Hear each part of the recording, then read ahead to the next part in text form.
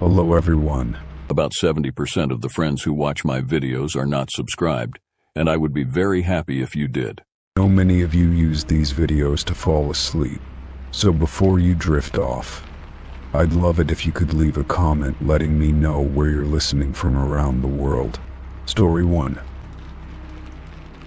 I had just finished making dinner and was settling down for the night when I heard the familiar sound of my doorbell ring. It was a soft, polite ding-dong, the kind of sound you would expect from a neighbor coming by for a friendly visit. But when I glanced at the clock, I realized it was already past 9 p.m., and no one usually dropped by at this hour. I set my fork down and walked over to the front door, expecting to see someone, perhaps a delivery or an unexpected guest. But when I opened it, there was no one there. The porch was eerily quiet, the streetlights casting long shadows across the yard. I stepped out onto the doorstep, scanning the area for any sign of a person or even a car parked nearby. The only thing I could see was a single red balloon, floating eerily in the wind, tethered to my doorknob by a thin string. My breath caught in my throat as I stared at it, unable to comprehend what I was seeing. Why was there a balloon on my doorstep, and where had it come from? I reached out hesitantly, my fingers brushing the smooth surface of the balloon as I untied it from the doorknob. It was the kind of balloon you might see at a birthday party, bright red and cheerful, with a sheen that reflected the streetlight. There was nothing unusual about it, except that it had no message or marking, just the simple, unsettling presence of the object itself. It felt strange to hold it in my hand, as if it didn't belong. For a moment I considered calling someone, maybe a neighbor or even the police. But what would I say? That I had a balloon left on my doorstep, and no explanation for it. It seemed silly, but the strangeness of the situation gnawed at me. I glanced around one more time, half expecting someone to jump out from behind a bush or around the corner, but the street was completely still. I stepped back inside, closing the door behind me. The balloon remained in my hand, its string loosely dangling as I set it down on the kitchen counter. The air around me felt thick with unease, and my mind raced through possibilities. Maybe it was just a prank, I told myself. Maybe some kids had left it there for fun, ringing the bell and running off before I could answer. But something about it didn't sit right. Why a red balloon? Why leave it when no one was around? I tried to brush off the feeling that lingered in my chest, but it wouldn't go away. I kept imagining someone hiding just out of sight, watching me through the windows, waiting for me to react. The thought made my skin crawl, and I found myself glancing at the door every few minutes, just in case there was another surprise waiting for me. But no one came. The night passed uneventfully, though I couldn't shake the thought of that red balloon sitting there, innocently, in the dark. The next few days were a blur of normalcy. I told myself I was being paranoid, that the balloon had just been some strange, unexplained prank, and that I should move on. But I couldn't forget it. I couldn't stop thinking about the way it had been left there, as if it had a message or meaning that I wasn't able to understand. I kept checking the door, half expecting another balloon to appear, but nothing happened. Life carried on as usual, and the odd incident began to fade into the background of my mind. That is, until a week later, when the doorbell rang again. This time I didn't hesitate. I was prepared for whatever strange thing awaited me on the other side. I had a strange sense of déjà vu as I opened the door, the same sense of anticipation and dread that had filled me the first time. But when I looked down at the doorknob, I saw it. Another red balloon. I stood frozen for a moment, my heart pounding in my chest. It was identical to the one from last week, with no note, no explanation. Just a bright red balloon tied to my door. No sound of footsteps, no sign of anyone nearby. It was as though it had appeared out of nowhere, left for me to find. I reached out to untie the string, my fingers trembling. This time I didn't bring the balloon inside.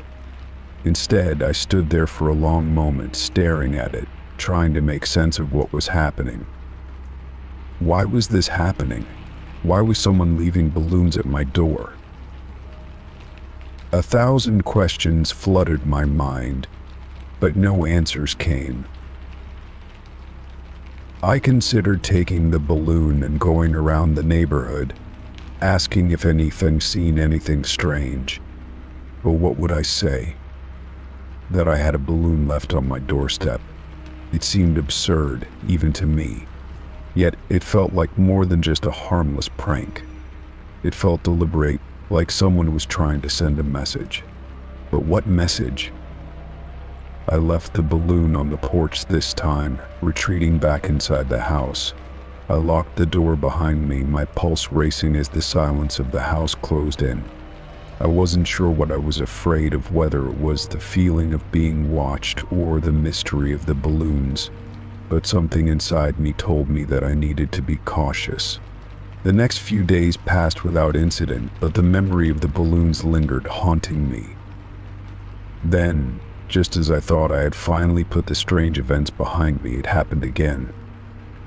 A knock on the door, followed by the unmistakable sound of the doorbell ringing.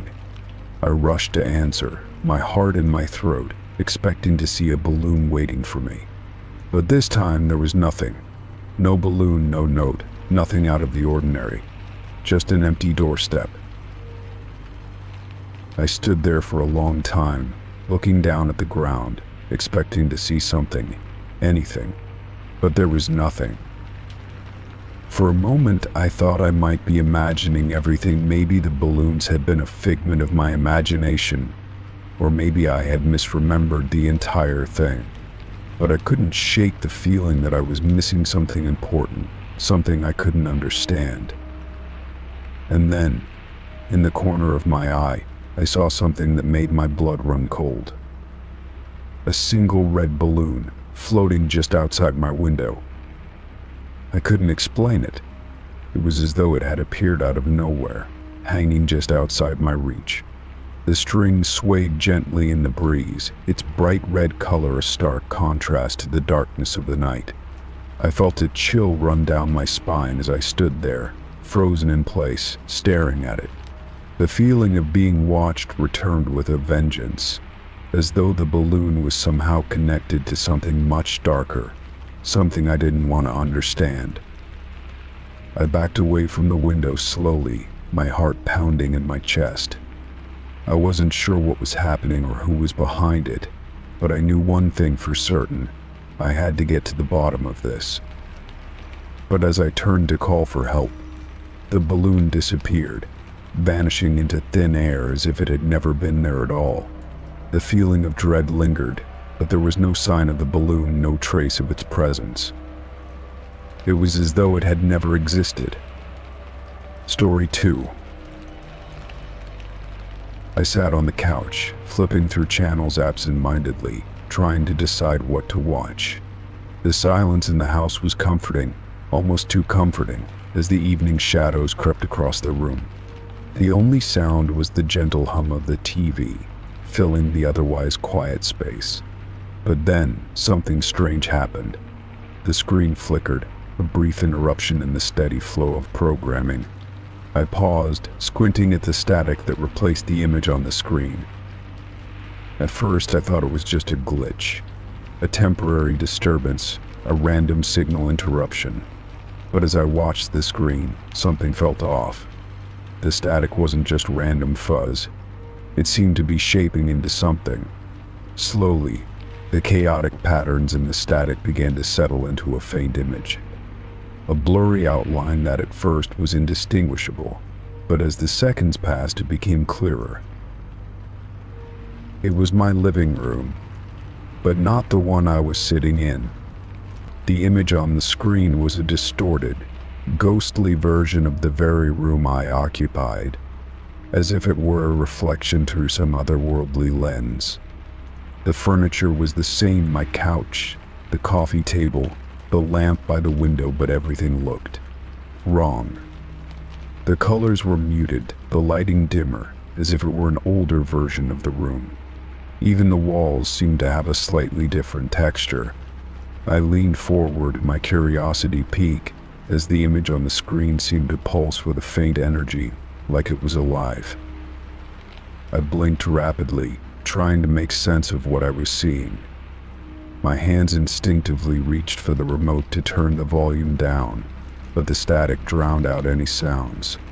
The room in the image was eerily still, almost too still. The shadows in the corners seemed to stretch longer, the air around the furniture too still. I could almost feel the heaviness that seemed to hang in the air on the screen, as though something was watching from within that strange, distorted version of my own home. The static shifted again, and for a split second, I thought I saw movement. A figure in the corner of the room. But it was fleeting, gone before I could even register it fully. My heart started to race. I turned the volume up, hoping to hear something, anything, to break the unnerving silence. But there was nothing, just the ghostly image of my living room, flickering on the screen. I stood up, my legs shaky beneath me. I walked closer to the TV, staring at it as if hoping to find an answer. The figure appeared again in the corner of the room, this time more clearly a shadowy figure that I didn't recognize. It was standing in the far corner by the window facing the wall. It was as though it was waiting, or perhaps watching. I could feel my pulse quicken. I glanced around the room, half expecting to see the same figure standing there, in the flesh. But there was nothing. I backed away from the TV, my mind racing. Could this be some kind of prank? A malfunction in the TV? I grabbed the remote and turned the power off, but the static didn't disappear. The faint image of my living room lingered, frozen on the screen, as if it were trapped there. I pressed the power button again, and the screen blinked, but nothing changed. I stepped back, suddenly feeling a cold draft in the room. The air felt different now, heavier, colder.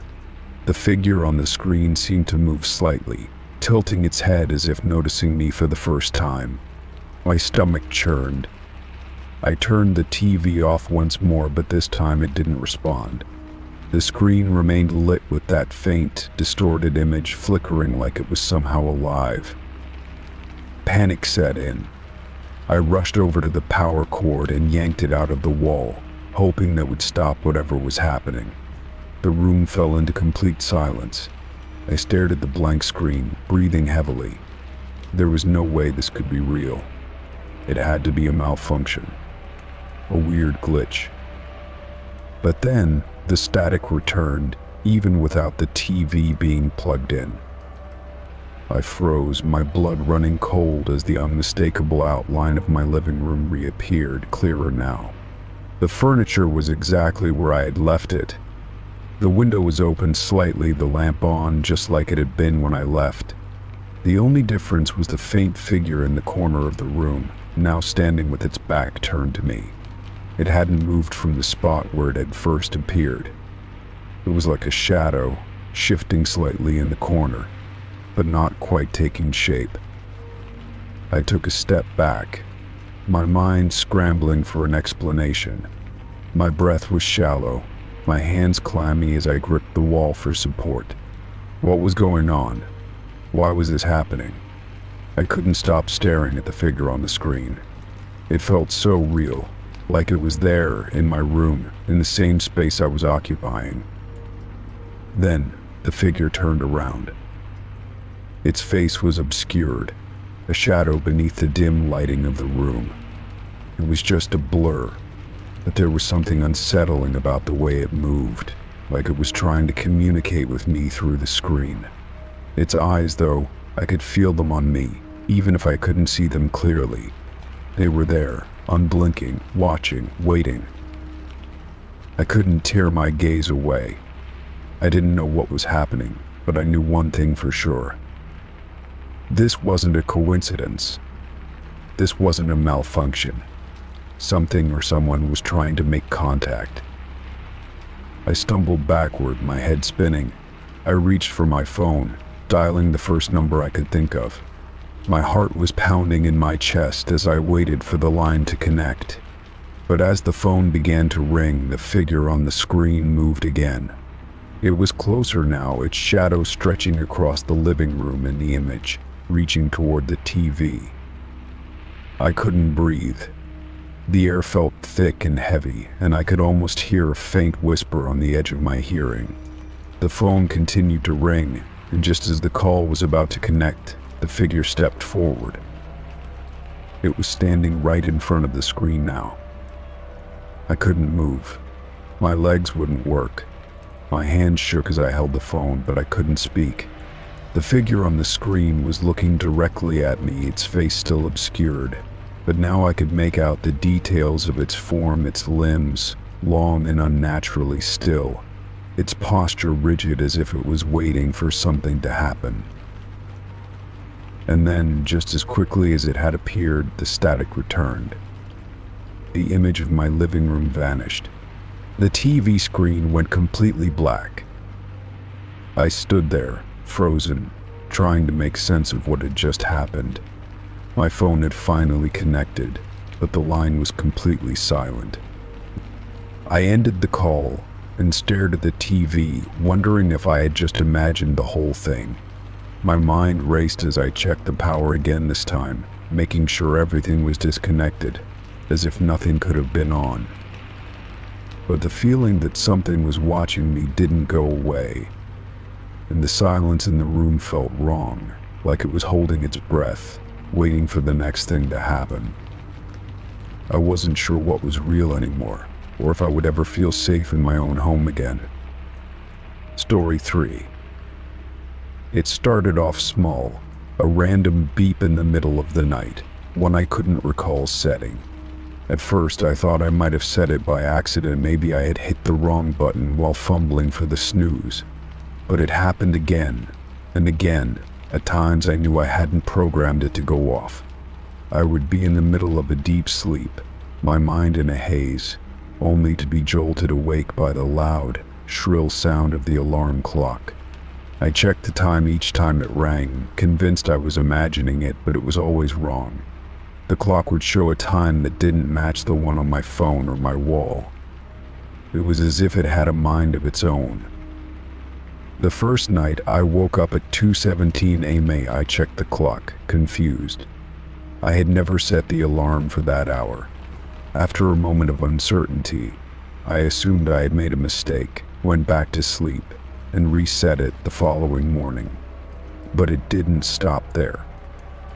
The next night the clock went off again at 3:33 a.m. And the night after that, at 4:45 a.m. Each time it was the same. I hadn't set the alarm, yet it went off at the most random hours. I began to grow uneasy. I tried changing the time and setting, thinking there was something wrong with the clock. Maybe it was broken, I told myself. But no matter what I did, it continued. The alarm would go off when I least expected it, its shrill sound tearing through the silence of the night. My sleep schedule became a mess, and the lack of rest only fueled the unease settling in my chest. The days began to blend together.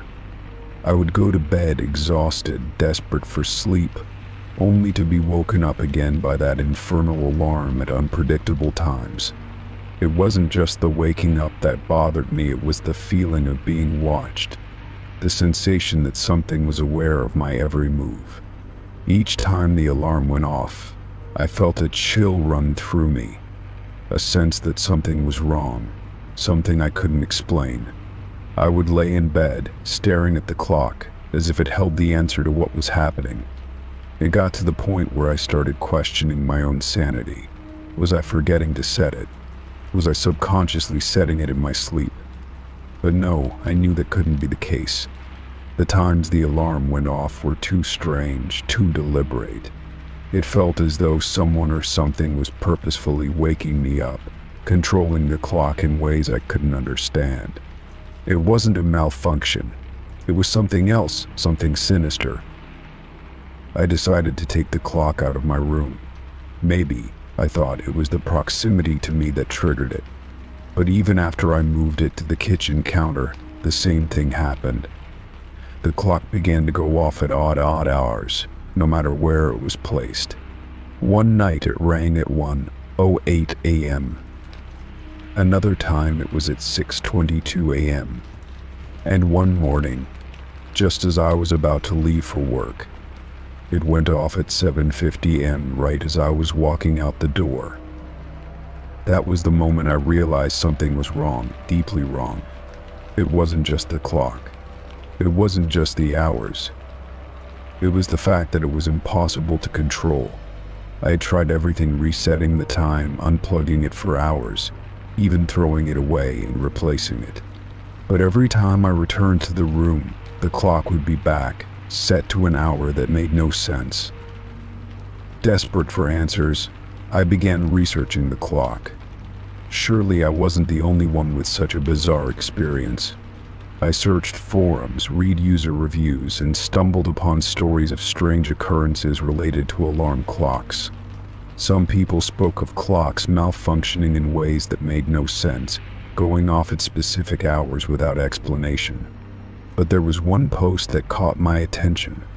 It was from a person who described an experience eerily similar to mine. They spoke of an old clock, passed down through generations, that seemed to have a life of its own. The poster wrote that their family had always dismissed the odd behavior as a glitch, but over time it became clear that the clock had been trying to send a message. The details were fuzzy, but the post ended with a chilling line: "It's not the clock, it's what's controlling it." I froze when I read that. What did they mean? What was controlling the clock? The question lingered in my mind, eating at me. I had never thought about it that way. It was just a clock, right? Something mechanical. Something that couldn't possibly do more than tell the time. But the more I thought about it, the more I couldn't shake the feeling that there was something beyond the surface. Something that was making it go off at the most random, unsettling times. I knew I had to find out what was happening. I decided to trace the origins of the clock, to find out where it came from and how it had ended up in my possession. The brand name on the back of the clock led me to an old manufacturer, one that had been out of business for years. I couldn't find much information, but I did uncover one unsettling fact. The company had been linked to strange occurrences, to unexplained events surrounding their clocks, even in the factory itself. Employees reported strange noises, objects moving on their own, and shadows in the hallways, but nothing was ever confirmed. As I delved deeper into the clock's past, I realized that it was connected to something much darker than I had anticipated. This wasn't just a malfunctioning timepiece. It was part of something bigger, something I couldn't control, something that seemed to be controlling me. I couldn't explain it, but I felt a deep, visceral fear every time the alarm went off. It wasn't just a noise. It was a warning, a signal that something was coming. And no matter how hard I tried to stop it, no matter how many times I reset the clock, the alarms continued, each time a little closer to the breaking point. I finally accepted that there was no escaping it. I had no choice but to face whatever it was that had taken hold of the clock. The question was no longer about how to stop it. It was about understanding what it wanted, what it was trying to tell me. And as I sat in the dark, waiting for the next alarm to go off, I realized that the answer wasn't in the clock. It was in the silence between the beeps, in the space where the control of time no longer belonged to me. I wasn't just waking up to an alarm. I was waking up to something much more ominous. Story 4. I had just gotten home from a long day at work when I noticed something odd on my porch.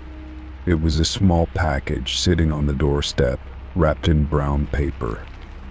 The tape was haphazard, almost as if whoever had wrapped it wasn't trying to make it look neat. I couldn't recall ordering anything, nor did I recognize the handwriting on the package. It looked out of place, and the air around it felt strangely tense, as if it was waiting for me to notice it. I hesitated for a moment, staring at it. The porch light illuminated the edges of the paper, but the rest of the yard was shadowed, making everything feel even more isolated. I stepped closer, my footsteps making soft thuds against the wooden boards beneath me. I bent down and picked it up, the weight of the package unexpectedly light in my hands. My curiosity had already gotten the better of me, so I pulled at the tape and unwrapped the paper. Inside, there was a small doll, no bigger than my hand. Its clothes were simple, stitched from fabric that looked like something homemade, the kind of thing you would expect to see in a craft store, but with an unsettling twist. The doll's face was painted on with black, uneven strokes, and its dark eyes seemed to follow me as I examined it more closely. The more I stared at it, the more I realized how disturbingly familiar it looked. The doll's features mirrored my brown hair, my slightly round face, and the faint freckles on my cheeks. It was like someone had crafted a miniature version of me, but the result was far from flattering. The doll looked almost wrong. I stepped back, a chill running down my spine. Who would leave something like this on my porch? It wasn't just an ordinary gift or prank, it felt intentional. It felt personal. The longer I stood there, the more I could feel my heart rate pick up, as if something was lurking in the background, watching me. I couldn't shake the idea that this doll wasn't just a simple handmade item, it was a message. But what was the message? And from whom? I scanned the yard quickly, but there was no one in sight. The street was quiet, the only sound coming from the rustling of leaves in the trees. I looked at the doll again. It almost felt like it was mocking me, as if it were daring me to figure out why it had been left here. Its painted eyes were dark and empty, giving off a vibe that didn't sit right with me. I couldn't tell whether the doll had been made with affection, or if there was something more sinister behind it. My mind raced with possibilities. Maybe it was a twisted joke from a neighbor, or maybe someone had been watching me, gathering information to create this thing. I had no idea who would want to do something like this. I turned the doll over in my hands, hoping to find some clue, some indication of where it had come from, but there was nothing. No name, no note, no hint of who had made it or left it here. Just an unsettling little figure staring up at me. I looked around the porch again, searching for any signs of who might have left it, but nothing seemed out of place. It was just an ordinary evening, except for the doll. My breath caught in my throat as I thought about the possibility that someone might have been watching me, waiting for the perfect moment to leave it on my doorstep. I shivered at the thought, and my mind wandered to darker scenarios. Could this be some kind of warning? Had I unknowingly angered someone, and this was their way of getting back at me? I couldn't shake the feeling that there was something deeply wrong about the whole situation. It wasn't just the doll's resemblance to me, though that was enough to unsettle me. It was the complete absence of any explanation or context. Why would someone do this? What did they want? I clutched the doll tightly in my hands, trying to decide what to do next. My instincts screamed at me to get rid of it, to throw it away and forget it ever existed, but a part of me felt like I needed to keep it, to figure out who was behind this strange act.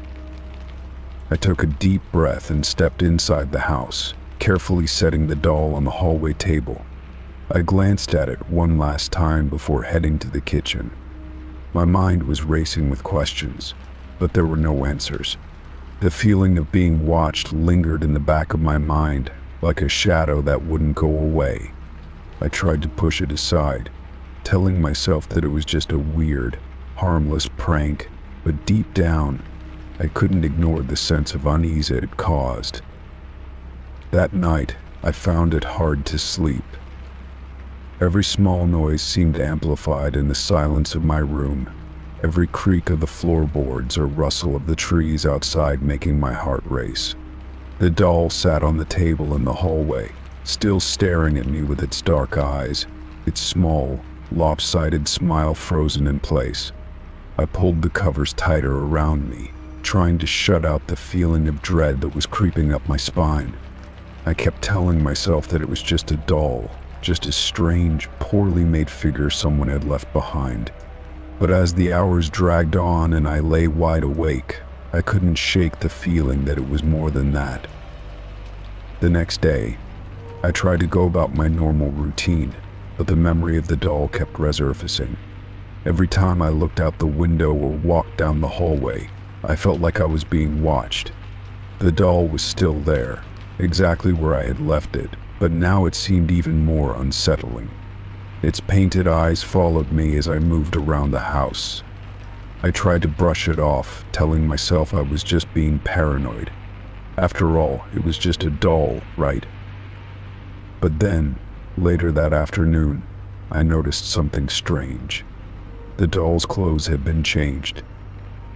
The small, faded blue dress it had been wearing the day before was gone, replaced with a red one that was almost identical to the one I had worn a few years ago. I blinked in disbelief, certain that I had seen it in the same outfit the day before. But there was no denying it now. The red dress was the same one I had worn to a family gathering not long ago. I didn't remember ever leaving it with the doll, and yet there it was.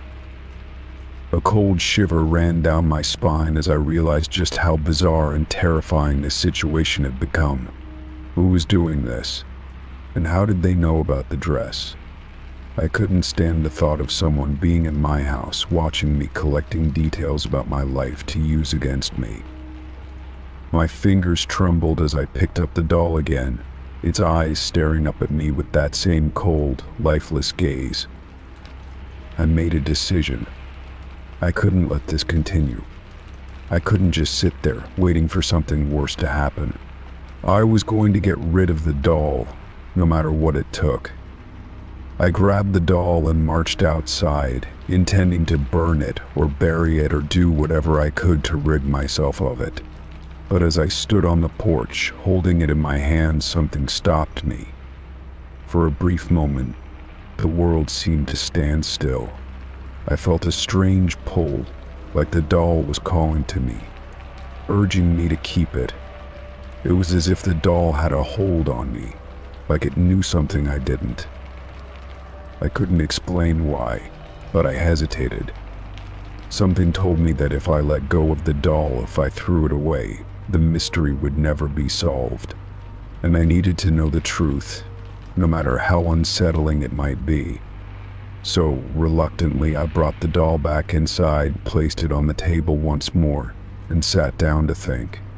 As I stared at it, I realized that maybe the answers I was looking for wouldn't come easily, but I was going to find them, one way or another. The doll stayed on the table for the rest of the night, and for the first time since it arrived, I finally felt like I was in control. I couldn't explain why, but I knew that no matter what happened, I wasn't going to let fear dictate my actions. The doll had been left for a reason, and I was going to figure out exactly what that reason was. Story 5.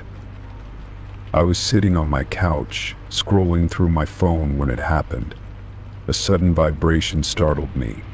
My phone buzzed in my hand, and I quickly looked down, expecting a text from a friend or a notification of some sort. But when I unlocked my phone and opened the message, it was gone. The screen was blank, no trace of the message left behind. I swiped through my apps, checked my messages again, but nothing. It was as if the message had never existed. I tried to shake it off, telling myself it was some glitch or a misfire from a pop, but a feeling of unease settled in. I couldn't remember ever experiencing something like that before. I pulled up the messaging app, but there was no sign of anything unusual. No unread messages, no notification, just the usual list of conversations. Still, that lingering feeling wouldn't leave. What had I just seen? I sat back, my mind racing through possibilities. Maybe it was a mistake. Maybe I had accidentally received a push notification that disappeared too quickly for me to read. But that seemed too coincidental, too quick for my comfort. I went into my phone's settings, trying to retrace any recent changes that might have caused it. Nothing. Everything appeared to be functioning normally. But as I continued to sit there, my phone buzzed again.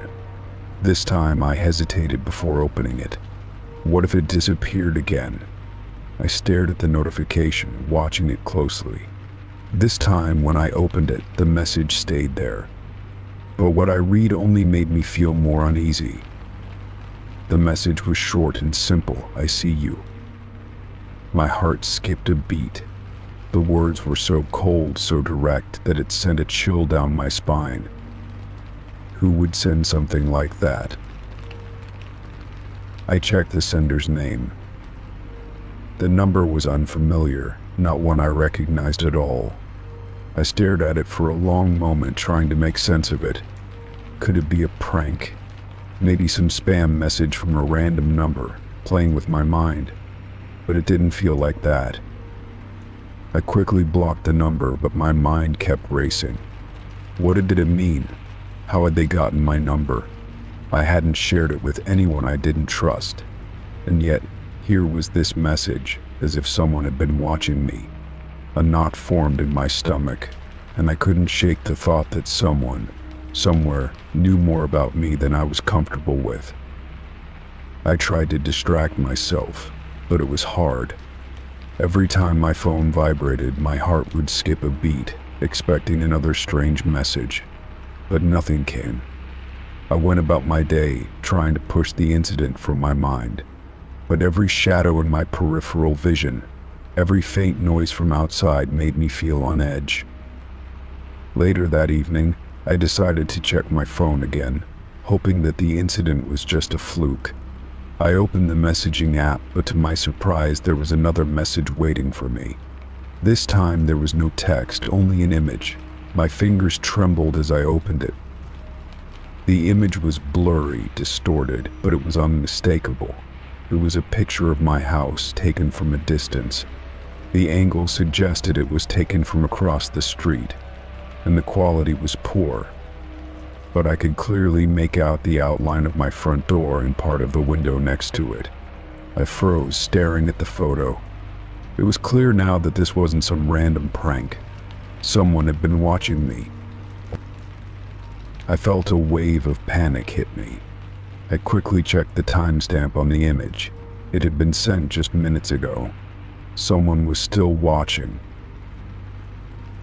The realization hit me like a punch to the gut. I immediately locked all the doors and windows, checked the perimeter of my house, and even moved my blinds to make sure I couldn't be seen from outside.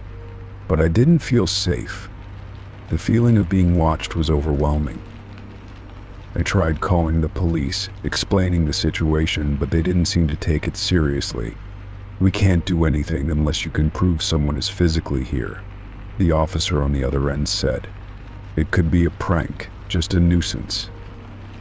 But it wasn't just a prank. I knew that. My intuition told me something much darker was at play. I spent the rest of the night feeling paranoid, constantly checking the windows and doors. I even went so far as to check the security cameras around my house, hoping to find some sign of who had been behind the messages. But there was nothing. No movement, no suspicious figures, just the usual empty street, the same as it had always been. The next morning, I woke up to find another message waiting for me. My stomach dropped when I saw it. It was another picture, this time taken even closer. The image showed the front of my house, but the focus was different this time. It wasn't of the exterior anymore. This time it was my living room, the window clearly visible. I could see the reflection of the curtains and the faint outline of my furniture. My heart pounded in my chest. How had they gotten inside my house? I racked my brain, trying to remember if I had left anything open, any small window or door that could have been compromised. But everything had been locked and secured. This person had been inside somehow. They had to have been. I quickly grabbed my phone to call the police again, but before I could dial, a new message came through. This one was text, but it made my blood run cold. I'm closer now. Can you feel me watching? The message hit me like a wave, knocking all rational thought from my mind. I could barely breathe, my hands trembling as I clutched the phone. Whoever this was wasn't playing games anymore. They were getting closer, and I didn't know what to do. I checked every inch of my house again, but there was no sign of anyone. I didn't feel safe in my own home anymore. Every creak of the floorboards made me jump, and every car that passed by made my heart race. I couldn't shake the feeling that someone was out there, just waiting for the right moment.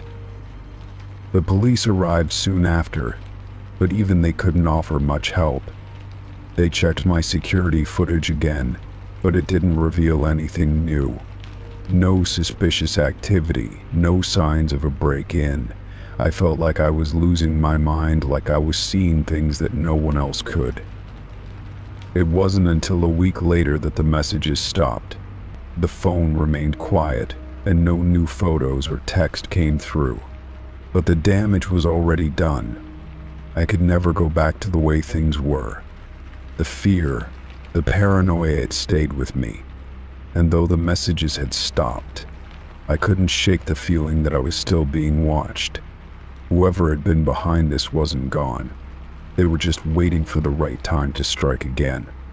And I was left, always looking over my shoulder, wondering when it would happen next. Story 6. I had been running late for work as usual. My mind was preoccupied with everything I needed to do, tasks at the office, things to pick up after work, and a dozen other thoughts swirling in my head. I tossed my bag on the kitchen counter and set about getting ready for the day. My keys were nowhere to be found. I had always kept them in the same spot, hanging by the door, but today they were missing. I checked my pockets, my bag, and even the couch cushions, growing more frustrated with each passing second. It wasn't like me to misplace them. After searching the house thoroughly, I gave up and decided to leave anyway. I grabbed my spare set of keys, making a mental note to figure out what had happened when I got back. The whole ordeal seemed trivial, but the missing keys bothered me more than I cared to admit.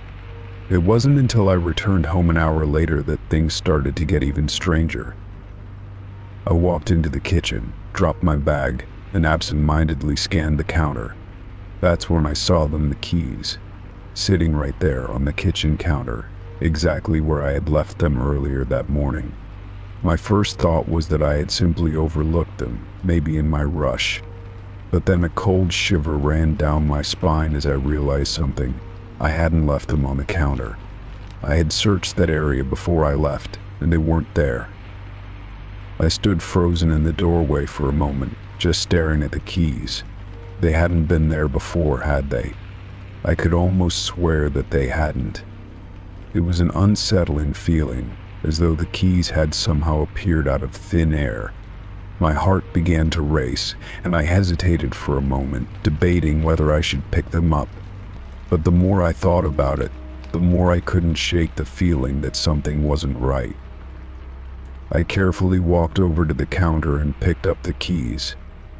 They felt exactly the same as they always had, heavy with the familiarity of my daily routine. I held them in my hand for a few seconds, turning them over, trying to make sense of what was going on. Maybe it was just a simple mistake, I told myself. Perhaps I had forgotten where I'd put them in the rush of the morning. But deep down, I couldn't shake the suspicion that there was more to it. The missing keys, the odd feeling when I found them, the strange sense of déjà vu, it all felt too surreal, too disjointed to be just a coincidence. It was as though something or someone had manipulated the situation, but I couldn't figure out how. I tried to push the thoughts from my mind, reminding myself that I had a busy day ahead.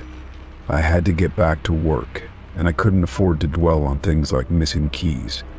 But every time I looked at the keys in my hand, I felt a little uneasy.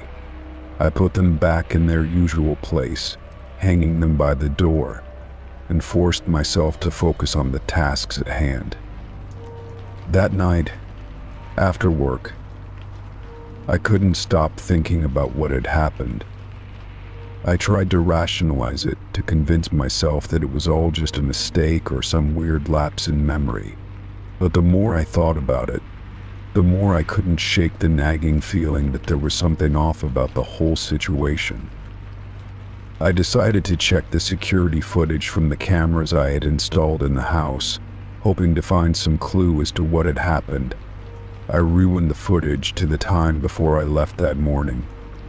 There I saw myself walking around, frantically searching for the keys, then leaving the house without them.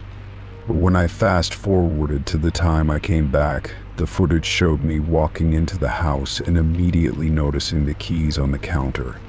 There was no one else in the house. No one had come in or out while I was gone. My heart skipped a beat as I stared at the footage. The keys had simply appeared on the counter. There was no logical explanation.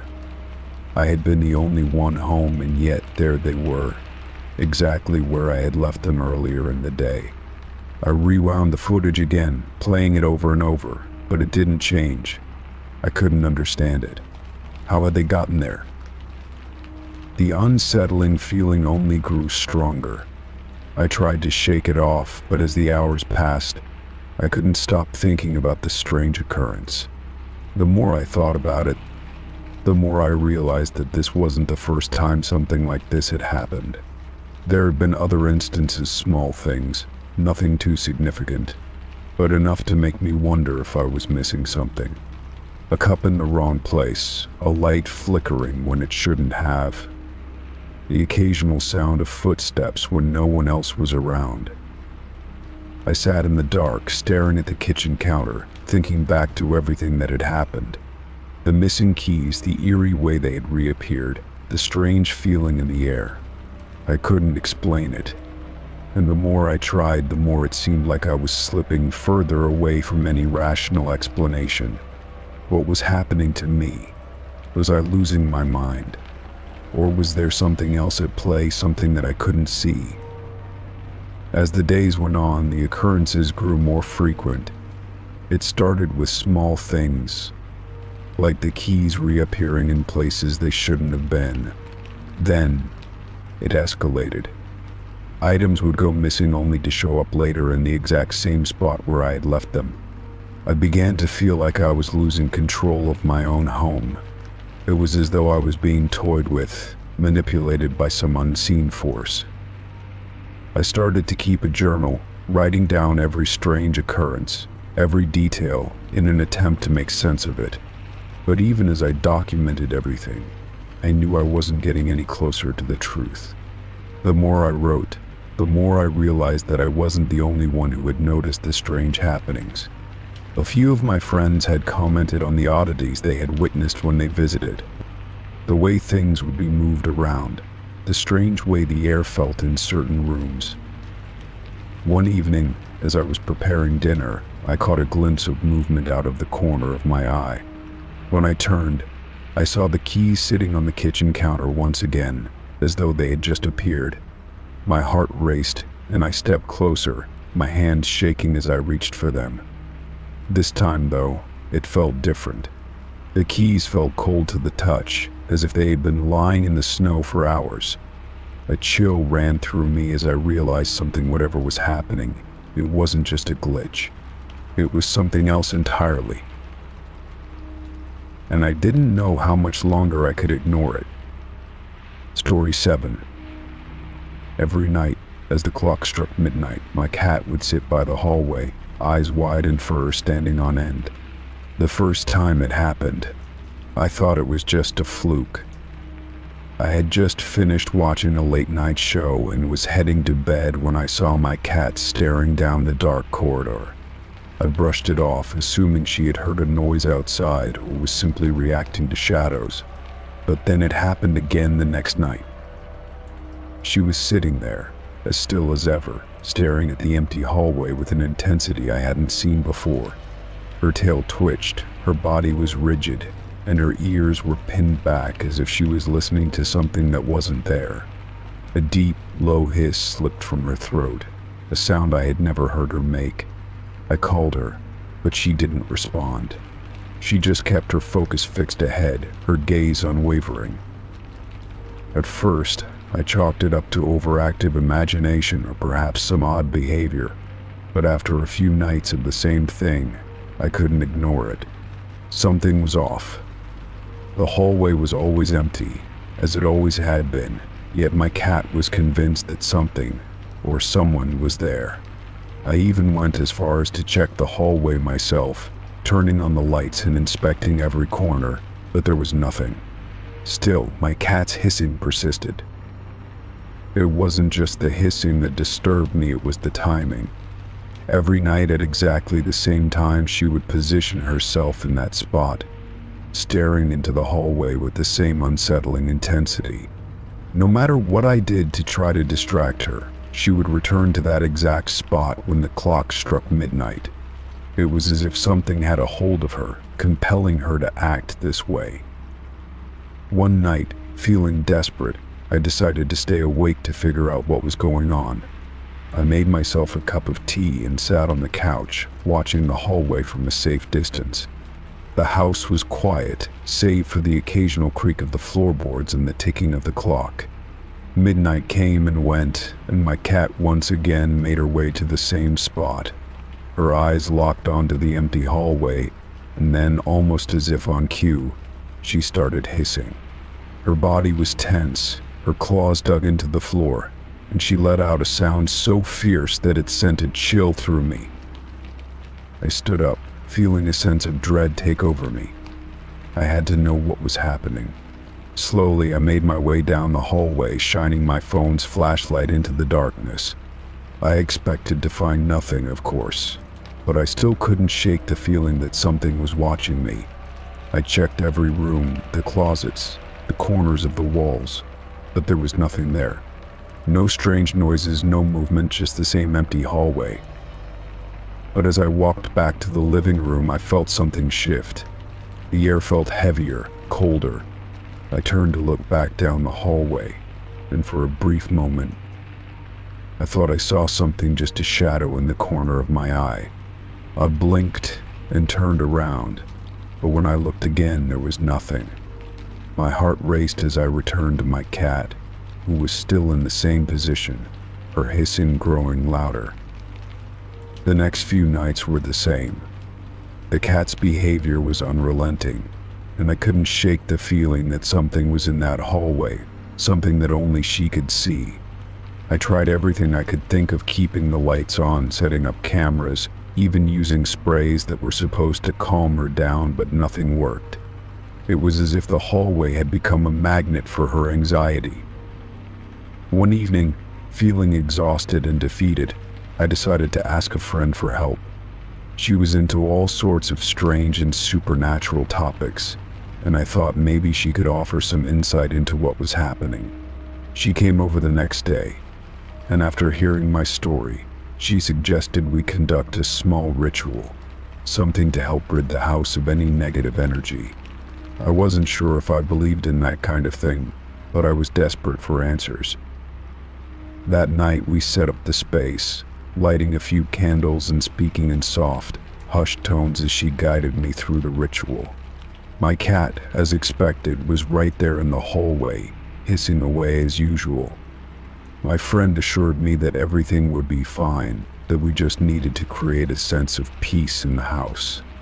As we completed the ritual, I felt a shift in the atmosphere, a subtle but noticeable change in the air around me. I looked down the hallway once more, expecting the same tense silence. But to my surprise, the hallway looked normal. The oppressive feeling that had been hanging in the air for days was gone. I checked the clock, it was almost midnight. I held my breath as I waited for my cat to react. She didn't. For the first time in days, my cat remained calm. She was no longer staring at the empty hallway. no longer hissing. She was just sitting there, watching me with a peaceful gaze. I let out a sigh of relief, the tension I had been carrying finally beginning to dissipate. It seemed like whatever had been affecting her was finally over. The next few nights came and went without incident. My cat slept soundly through the night, no longer fixated on the hallway. I couldn't explain what had happened or why it had happened, but whatever it was seemed to have been lifted. For the first time in what felt like an eternity, I was able to sleep peacefully, knowing that whatever had been lurking in the shadows had finally left. But there was still one thing that bothered me. The memory of the shadow I had seen in the hallway that night lingered in my mind. I had dismissed it as nothing more than my imagination, but I couldn't shake the feeling that it had been real. Maybe there had been something there, something that my cat had been trying to protect me from. Either way, the house was calm now, and I could only hope that whatever had caused my cat's strange behavior would never return. Story 8. It was late when I finally decided to head to bed. The house had been unusually quiet, almost too quiet, and I found myself restless. I switched off all the lights downstairs and made my way up to my bedroom. The soft creak of the wooden steps echoed through the empty house, and for a moment, I wondered if I was the only one home. But I brushed the thought aside.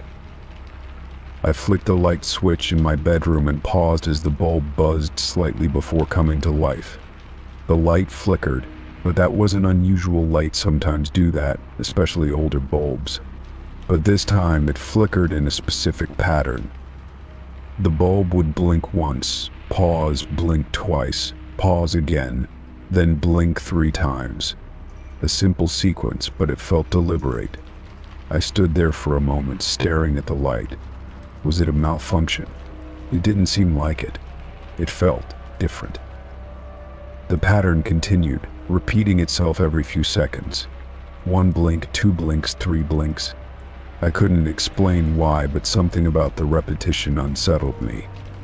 I glanced around the room, almost expecting someone to be standing there, watching me.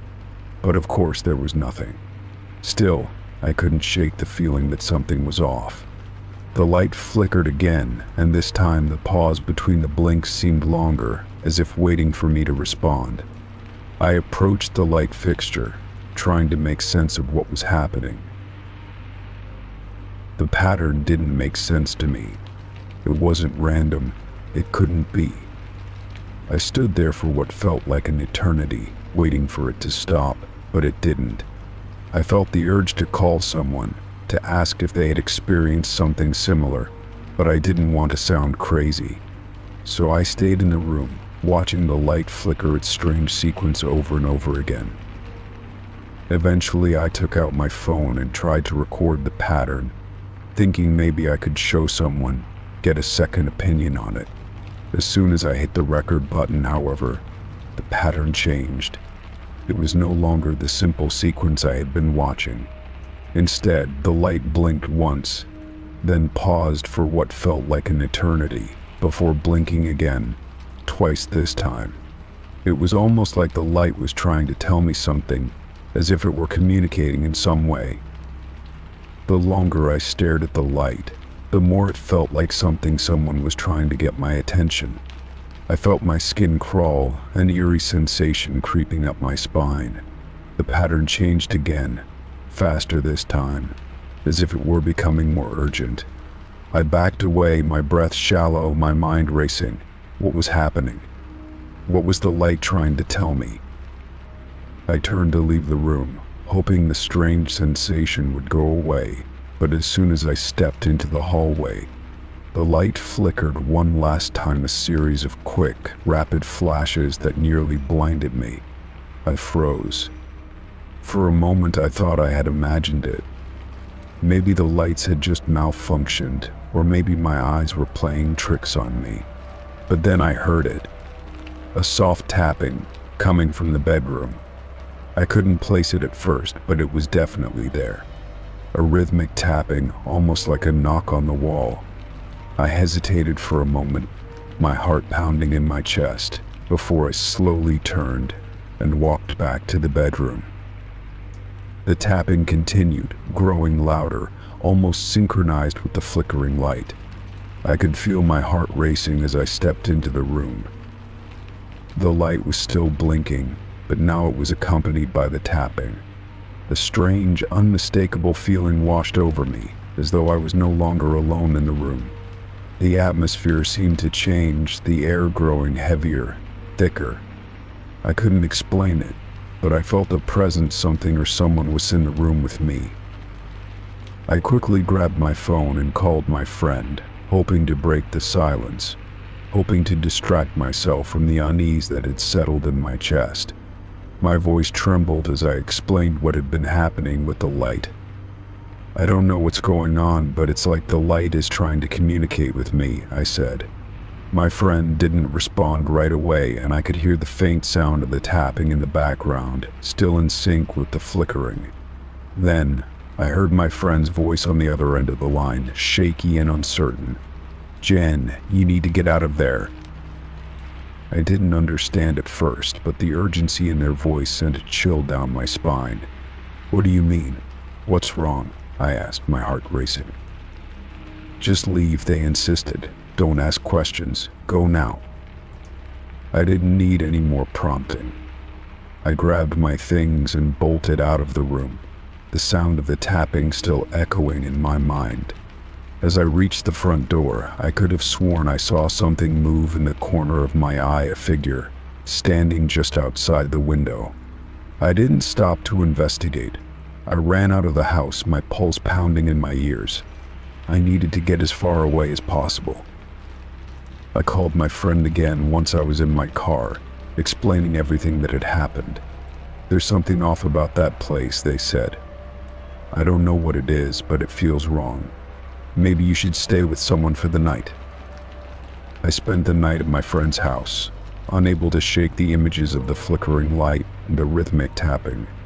When I returned home the next day, everything was eerily quiet.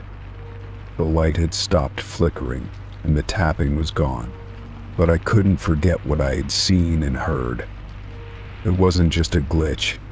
It wasn't just a faulty bulb. Something had been trying to communicate with me. As the days passed, the feeling of unease lingered. I would catch myself glancing at the light, half expecting it to start flickering again. But it never did. I still don't know what happened that night. I don't know who or what was trying to reach out to me, or why. But I can't shake the feeling that something dark had been lurking in that room, waiting for the right moment to make its presence known. Story 9. I stepped into the bathroom, a place I usually retreat to for a moment of quiet. My mind was tired. The day had been full of noise and deadlines, and I was looking forward to a brief pause. But when I entered, my gaze immediately landed on the counter. There, on the far side of the sink, sat a pair of glasses. They weren't mine, and they definitely weren't anyone else's in my family.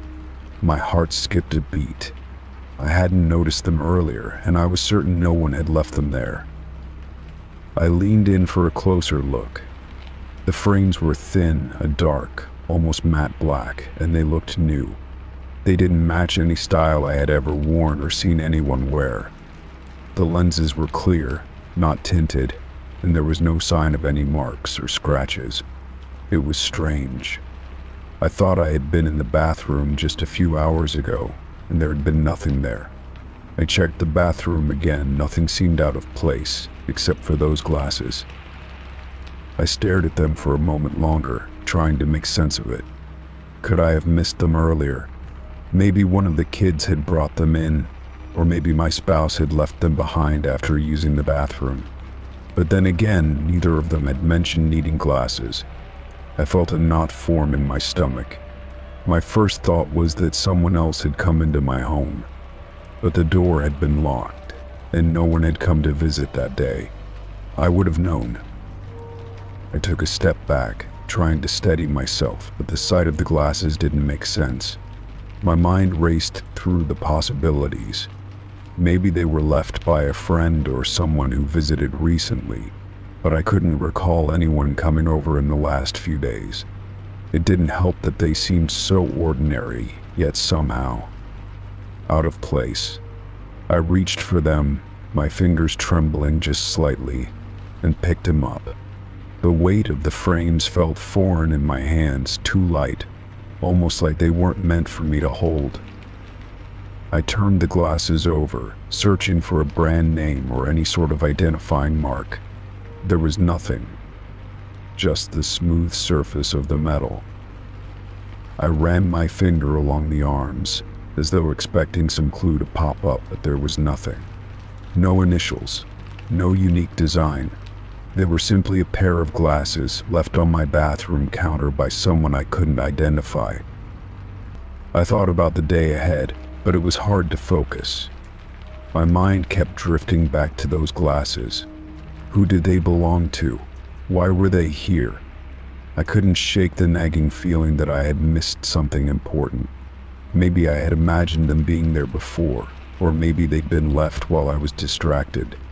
But no, I knew I hadn't seen them earlier. I was sure of it. As the evening went on, I told myself to forget about it, to push it out of my mind and carry on. But no matter how hard I tried, my thoughts kept returning to the glasses.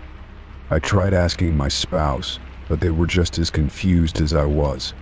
None of us had ever seen them before. I even asked the kids if they knew anything about them, but they didn't seem to care. Their answers were quick, dismissive, as if the glasses didn't matter. And perhaps they didn't. Maybe it was nothing. The next day, I went back into the bathroom, and for a moment, I hesitated at the door. The glasses weren't there anymore. I didn't know whether to feel relieved or even more unsettled. Had I imagined the whole thing? Had they been moved or taken? The counter was bare, and everything else was exactly as I had left it. I tried to push the thought from my mind, but it was hard to forget something so small yet so odd. I couldn't stop wondering where those glasses had come from or who had left them. It was almost like they had appeared out of nowhere, just waiting for me to notice them. But no one could give me any answers. Days passed, and the memory of the glasses started to fade, but there was still that lingering feeling of something not quite right. I never found out who they belonged to or how they had ended up in my bathroom. The sense of mystery, though, stayed with me. Every time I walked past the bathroom, I half expected to see them again, resting innocently on the counter, waiting to be explained. But they never returned. It was as if they had vanished completely. Now, every so often I think about them.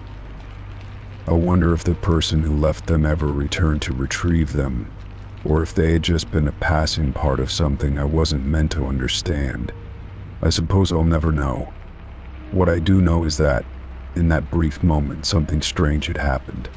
Something that didn't have a clear answer, but one that still lingers with me.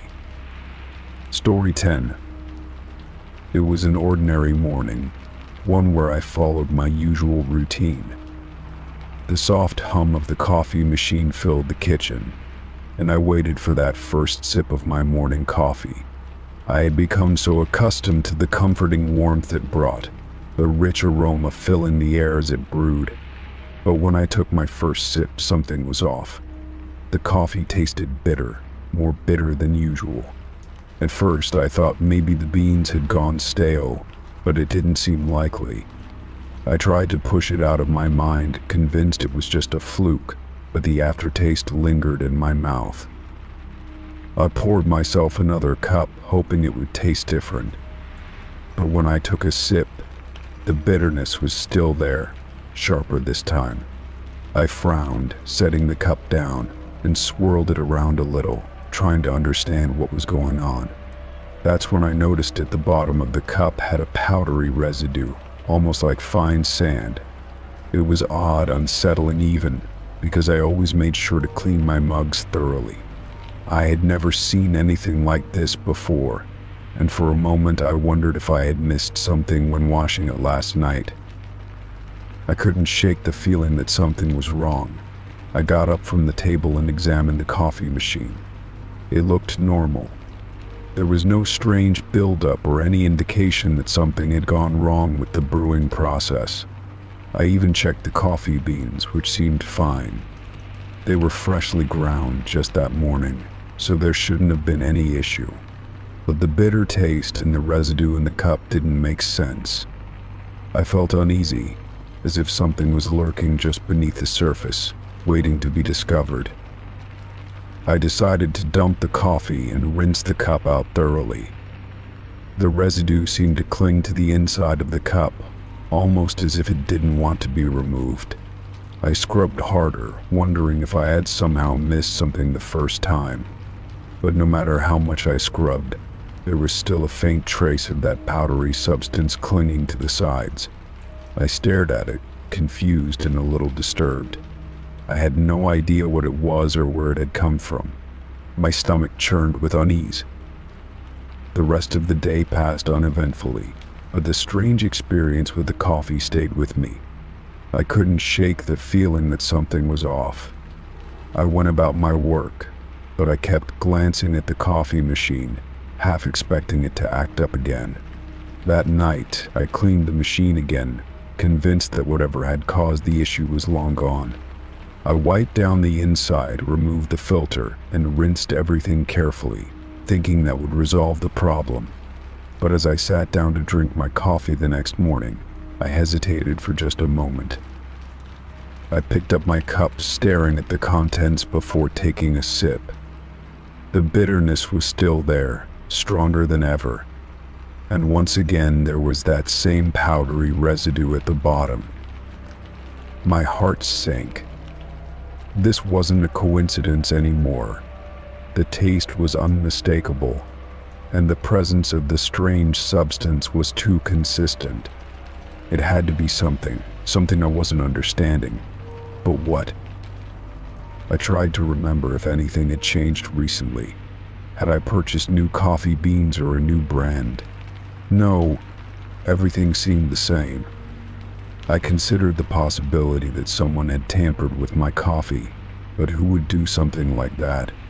I lived alone, and there was no one who could have done it without me knowing. I felt the familiar weight of anxiety settle over me. Something was definitely wrong, but I had no answers. Days passed, and I continued to experience the same strange occurrences with my coffee. The bitterness never seemed to fade, and the powdery residue was always there, no matter how much I cleaned. I tried to tell myself that I was just imagining things, that I was being paranoid, but the thought gnawed at me, making it harder to ignore the possibility that someone, or something, was intentionally altering my coffee. I became more vigilant, checking every little detail of my kitchen. I started noticing other strange things, tiny changes I had missed before. My salt shaker had been moved slightly out of place. My tea bags were no longer stacked neatly, and the cabinet seemed to be just a little more disorganized than usual. It was subtle, but I couldn't help but wonder if I was being watched or manipulated in some way. I couldn't explain it, but the longer it went on, the more I felt like I was losing control of my own space. One morning I woke up to find the coffee machine had been reset. The clock was blinking, as if the power had been cut and restored in the middle of the night. I hadn't touched it since the previous night, so it didn't make sense. I checked the power outlet, but there was no sign of anything unusual. The coffee machine was working fine, but my unease grew. Why had the machine been tampered with? I couldn't come up with an explanation. That day, I decided to take action. I called a friend, someone I trusted, and asked if they would come over to help me figure out what was going on. Maybe I was just overthinking things, or maybe there was something I wasn't seeing. They agreed to come by, and when they arrived, I showed them the coffee machine and the strange residue. They looked at me, their expression serious. "This isn't normal," they said, more to themselves than to me. They checked the machine, cleaned it thoroughly, and made sure everything was working properly before making a cup of coffee.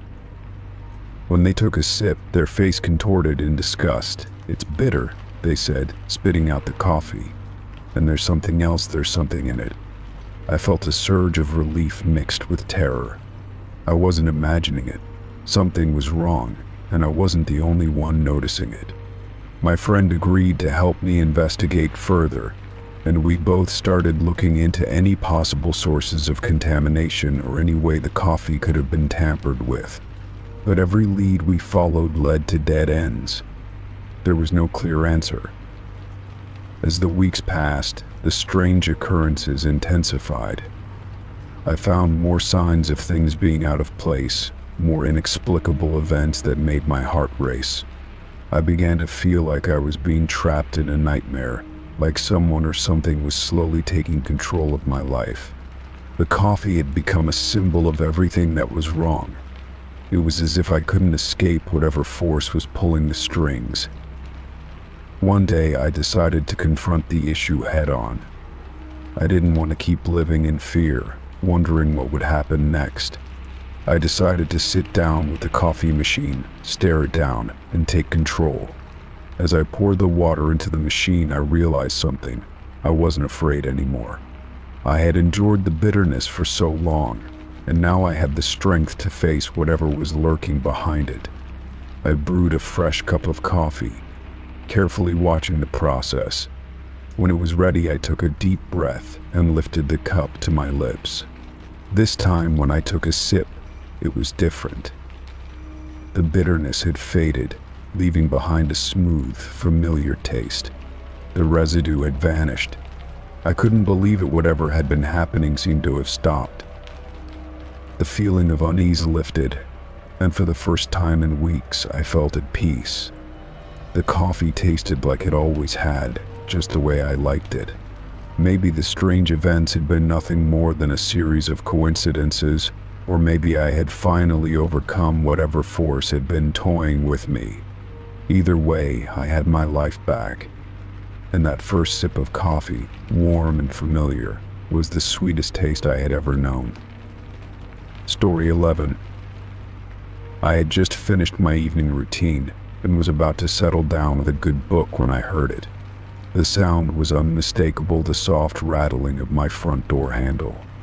At first, I thought it was the wind, as it had been unusually gusty all day. But the sound was too deliberate, too distinct.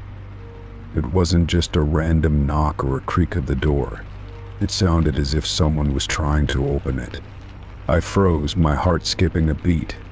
I had been home all evening, and there was no one else around. I glanced at the clock. It was just past 10 p.m., too late for anyone to be casually stopping by. My first thought was that it could be a prank. Maybe some teenagers were out playing tricks, trying to scare me. But the more I thought about it, the less likely that seemed. The rattling came again, louder this time, as if the person on the other side was actually putting their weight into it. I stood still, unsure whether to answer the door or to call someone for help. But I couldn't shake the feeling that something was wrong. I moved cautiously toward the door, my hand trembling slightly as I reached for the handle.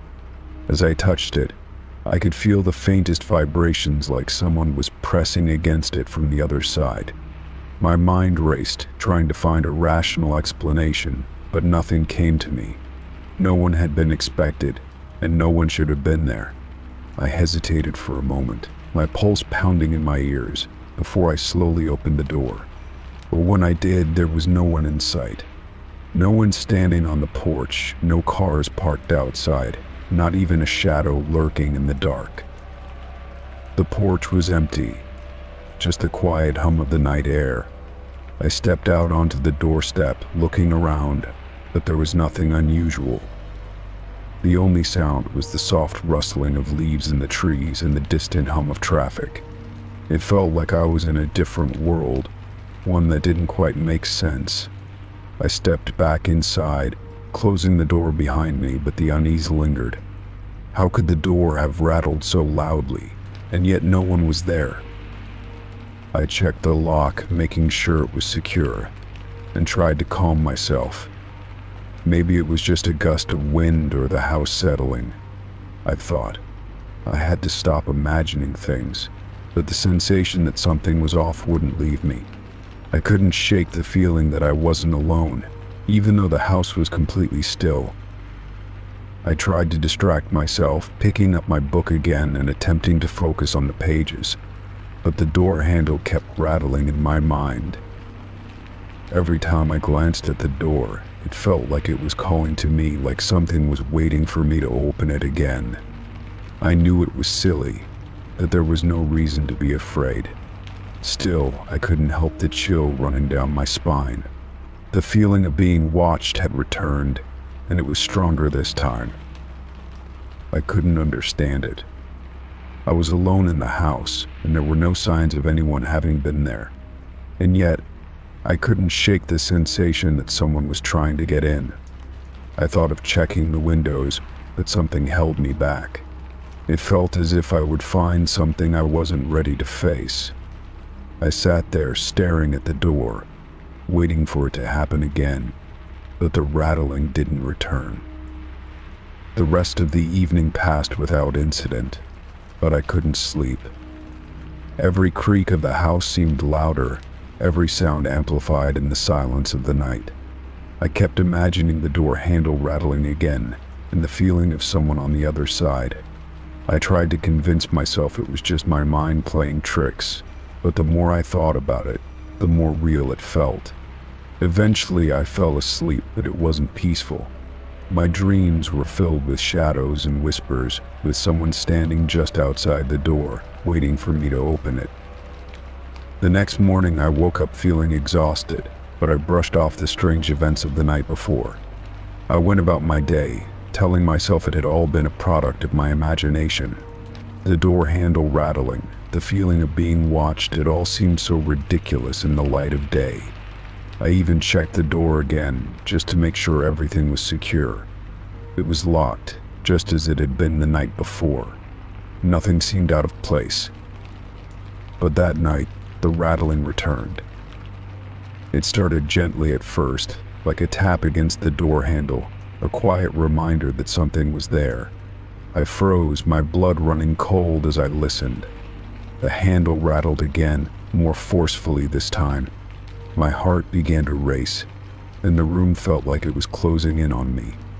I didn't want to look, didn't want to open the door, but I couldn't stop myself. It was as if something was compelling me, urging me to see what was on the other side. I stood up slowly, every muscle tense, and walked toward the door. The rattling continued, growing louder, more persistent. I was too scared to open it, but too afraid to ignore it. I grabbed the doorknob and turned it, but before I could open the door, it stopped. The house was completely silent again. My breath caught in my throat as I waited for the next sound, but nothing came. The eerie quiet stretched on for what felt like an eternity. I stood there, uncertain of what to do. Should I open the door? Should I call someone? But just as I made up my mind to call the police, I heard a soft knock, one knock, as if someone was standing right on the other side, waiting for me. My heart nearly stopped as I backed away from the door, unsure whether to answer or to run. The silence that followed was deafening. I waited for what seemed like hours, but the knock never came again. Eventually, I gathered the courage to check outside, but once again, no one was there. The porch was empty, as it always was, and the door was locked. I stepped back inside, closing the door behind me, but this time I didn't feel as though the threat was gone. It lingered in the air, an unspoken warning. Something was out there, and it was waiting. I couldn't explain it. I couldn't rationalize the rattling door handle or the feeling of someone trying to get in. I didn't know if it was a person playing tricks on me or something else entirely, but I knew one thing for sure. I wasn't going to open that door again. I couldn't afford to. And yet, every night, I would hear it again, the rattling of the door handle. the quiet whisper of something just out of reach. It was a reminder that whatever it wasn't finished with me yet. Story 12. I sat at my desk sipping my coffee, eyes scanning over the clutter of papers that had piled up over the past few days. I was already mentally preparing myself to tackle the work ahead. The light from the desk lamp cast a warm glow, and I shifted the papers around, trying to clear a space for my laptop. But then, something caught my eye. A small stack of sticky notes, neatly arranged on the far corner of my desk. They weren't there before. I was sure of it. I leaned forward, confusion flooding my mind. The sticky notes were bright yellow, with neat handwriting on each one. I hadn't written any notes today, and I was certain no one had come into my office while I had been out. My heart skipped a beat as I picked up the first note, turning it over in my hands. The writing was clean, but unfamiliar. "It's not over," it said. I stared at the words, my mind racing. Who would have left this for me, and what did it mean? I didn't remember anything from my past week that would warrant a note like this. Nothing out of the ordinary, nothing that would explain these words. I felt a cold chill run through me, despite the warm light in the room. I set the note down and grabbed the next one. The handwriting was the same, but this time the message was even more unsettling. "You're being watched." A knot formed in my stomach, tightening with each word I read. This wasn't a prank. It couldn't be. No one else knew about the things I had been working on, the personal details I kept to myself. I quickly scanned the rest of the notes in the stack, my hands shaking slightly. "They're getting closer," one note read. Another said, "Don't trust anyone." I put the notes down, taking a deep breath to steady myself. This was insane. Was someone messing with me? Was it a practical joke from a friend? But I had no idea who would go this far to make me uncomfortable. I turned my chair to face the room, scanning every corner. My office was quiet. The only sound was the faint hum of the refrigerator in the kitchen. Nothing seemed out of place. But that wasn't enough to calm my nerves. The words on those sticky notes felt too personal, too specific to be random. I couldn't shake the feeling that I was missing something important. The door to my office was closed. I checked the window, but it was locked. The blinds were drawn, and nothing unusual caught my eye. Still, I couldn't shake the feeling that someone had been here, someone who had been watching me without my knowledge. I took a deep breath, trying to force my mind to focus on something logical. Maybe I was just paranoid. Maybe the stress from work was getting to me, playing tricks on my mind. But even as I thought that, a creeping doubt lingered. What if the notes weren't just some trick? What if they were a warning? The idea seemed absurd, but there was no denying the unease that had settled deep in my gut. I went through the stack one more time, hoping that there was some clue I had missed, something that could explain this strange occurrence. The final sticky note was different from the rest. Instead of a message, it had a simple drawing an eye with the words, "Look behind you." My blood ran cold. I froze, the room suddenly feeling much too small, the air thick with tension. I knew there was no way someone had been in here without me hearing them. I had been sitting at this desk the entire time. I turned around slowly, my heart pounding in my chest. My office was empty. The room was still silent, but for some reason it felt like I was no longer alone. I scanned the space, checking every corner, every shadow. Nothing moved. But as my eyes returned to the desk, I noticed something I hadn't seen before just outside my peripheral vision. The faintest movement. I turned quickly, but the shadow was gone. My mind raced. Was I losing my mind? Was someone really watching me? Or was it all just in my head? My hands trembled as I reached for my phone, dialing the number of a close friend. I needed someone to talk to. someone who could help me make sense of all this. But the call went straight to voicemail. I tried again and again, but the result was the same. The empty voicemail box echoed back at me. There was no one to answer, no one to help. I stood up, pacing around the room, my nerves on edge. I couldn't take it anymore. I grabbed my coat and headed for the door, needing air, needing space to think. I couldn't stay in this office, not with the feeling that someone was watching me, following my every move. I opened the door, stepping into the hallway, but when I looked back at my desk, my blood ran cold. The stack of sticky notes had disappeared. I rushed back into the room, panic swelling in my chest. The notes were gone, completely vanished, as if they had never been there at all. The only trace of their existence was the lingering sense of dread that hung in the air. My heart pounded in my chest, and I stood frozen for a moment, trying to process what I had just seen. Had I imagined it all? Had I somehow convinced myself that there were sticky notes, that there was a message, when in reality, nothing had happened? I didn't know, but I couldn't shake the feeling that something had just occurred, something I couldn't explain. I left the office, locking the door behind me. The hallway was quiet, and the apartment felt emptier than usual. But as I walked toward the stairs, I caught a glimpse of something moving at the edge of my vision. I turned my head, but there was nothing there. Only the faintest hint of a shadow quickly disappearing into the darkness. I couldn't be sure anymore. The sticky notes, the warnings, the feeling of being watched, was it real, or was I losing my grip on reality? I had to find out.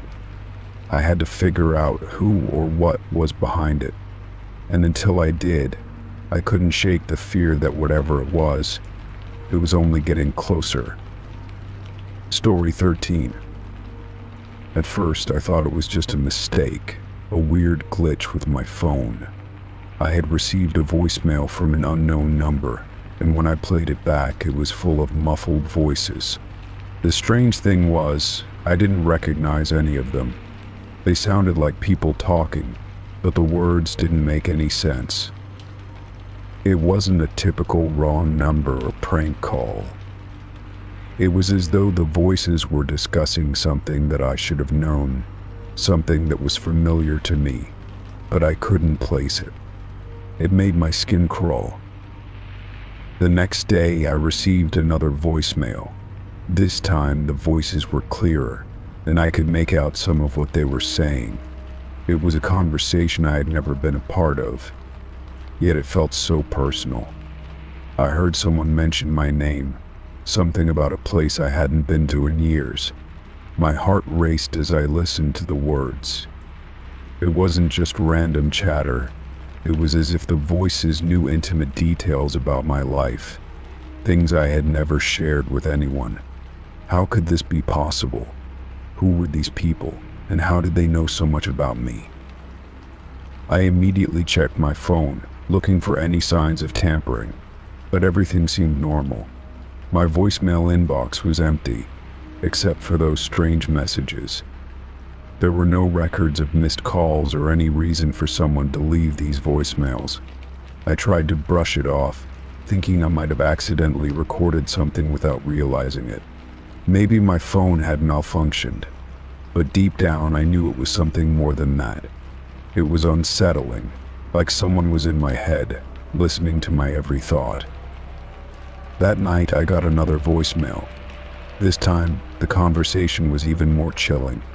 The voices were not just talking about me, they were discussing my future, predicting things that hadn't happened yet.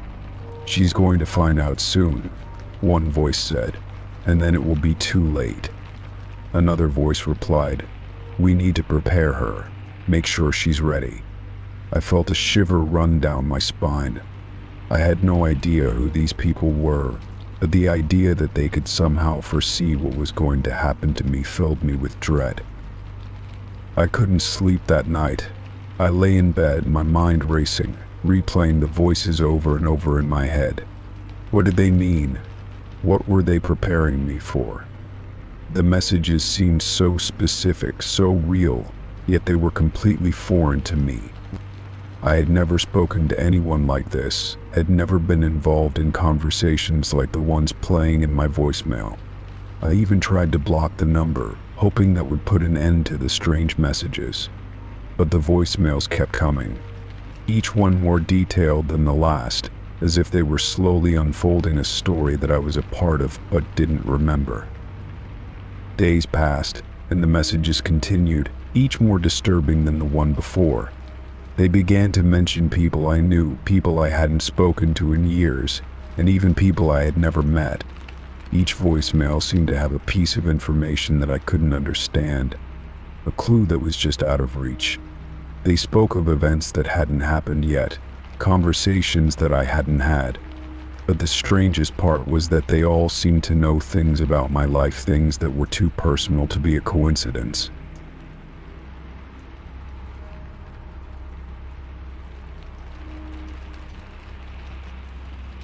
I tried everything I could think of to make it stop. I changed my voicemail settings, I turned off notifications. I even got a new phone, hoping that would sever whatever connection was allowing these strange messages to come through. But no matter what I did, the voicemails kept coming, each one more unsettling than the last. One evening, as I sat alone in my apartment, I listened to yet another voicemail. The voices were more distinct this time, and they were speaking directly to me. "You're getting too close," one voice warned. "You're starting to remember, and we can't have that." I froze, my heart pounding in my chest. What did they mean? I hadn't remembered anything, had I? The thought lingered in my mind, but before I could process it, another voice spoke. "Don't worry, you'll forget soon enough. It's better that way." I didn't know what to make of it. My mind was a whirlwind of confusion and fear. What did they know that I didn't? Why did they want me to forget? The questions swirled around in my head, but there were no answers. Only more voices, more cryptic messages, and the constant, nagging feeling that something was very wrong. Then, the messages stopped. For several days, I didn't receive a single voicemail. I felt a strange sense of relief, but at the same time, I couldn't shake the feeling that something was waiting for me, just out of reach.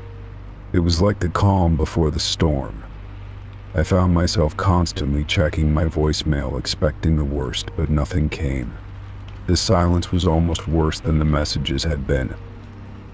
But then, one evening, as I was sitting in my living room, my phone vibrated. I looked at the screen, and my heart sank. There was a voicemail. I hesitated before pressing play. My finger hovered over the screen, but I knew I had to listen. I couldn't escape it. The moment I hit play, the voices started again, but this time they were different. The sound was distorted, like they were speaking through a crackling static. It was harder to make out the words, but I could still catch a few phrases.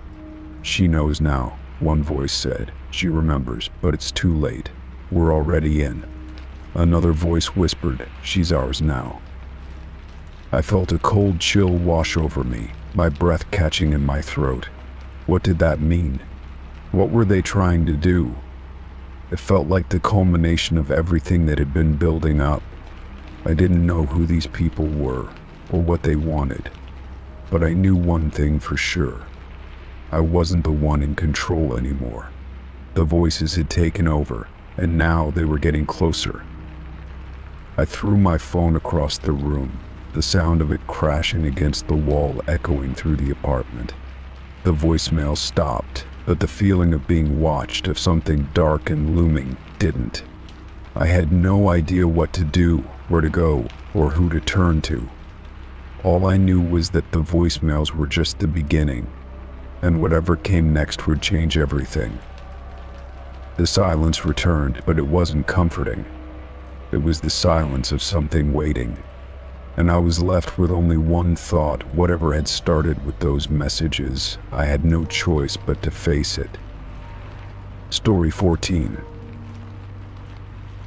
I woke up suddenly, my heart racing, a cold sweat sticking to my skin. There was no reason for me to be awake at this hour, and yet I found myself wide-eyed staring into the darkness of my bedroom. The sound of my name being called had startled me, so clear and distinct, echoing in my ears like a whisper from just beside my bed.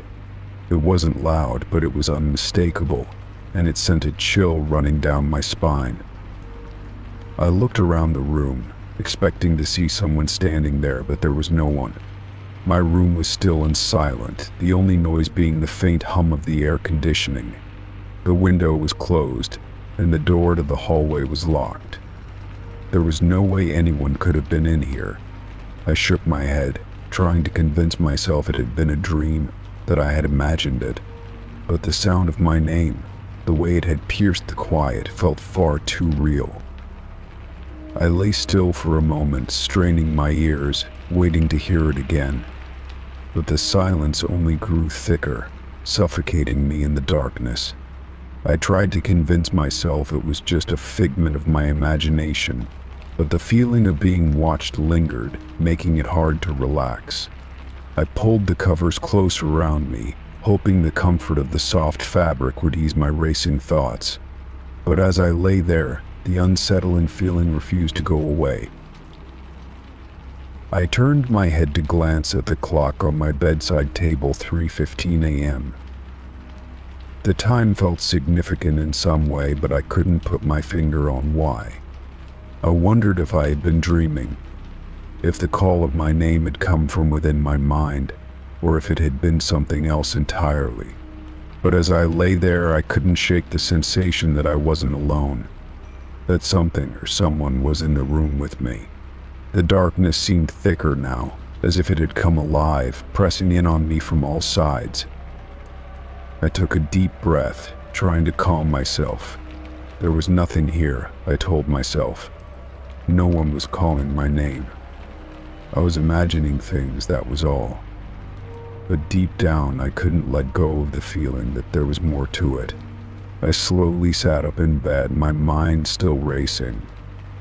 My hands were trembling as I reached for the lamp on my nightstand, turning it on to flood the room with light. The familiar warmth of the light did nothing to ease the unease gnawing at my gut. If anything, it made the silence more suffocating. I slid out of bed, my feet meeting the cold floor with a soft thud. I walked over to the door, my heart pounding with each step. I wasn't sure what I was expecting to find, but I couldn't ignore the need to check, to make sure nothing was out of place. I opened the door and stepped into the hallway, listening carefully for any sound, any iPhone that I wasn't alone. The house was still, everything exactly as it should be. There were no signs of anyone, no footsteps echoing in the distance, no doors creaking open. I walked down the hallway, my footsteps muffled by the carpet, and reached the stairs. I glanced down into the living room, but it was empty, bathed in the soft glow of the streetlights outside. Everything was as it should be, and yet I couldn't shake the nagging feeling that something wasn't right. I stood there for a moment, staring into the empty room, trying to make sense of what had just happened. But then, from the corner of my eye, I saw it.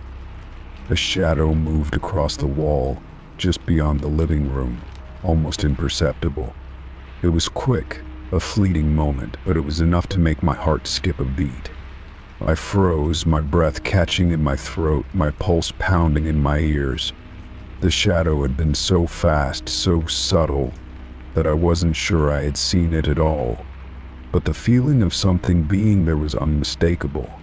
I wasn't alone. I stepped back, my mind racing. Was someone in my house? Had I somehow missed them? I hadn't heard any noise, no doors opening or closing, but I couldn't ignore the sensation that someone was watching me. I turned on my heel and headed back upstairs, my mind whirling with questions. Who was here?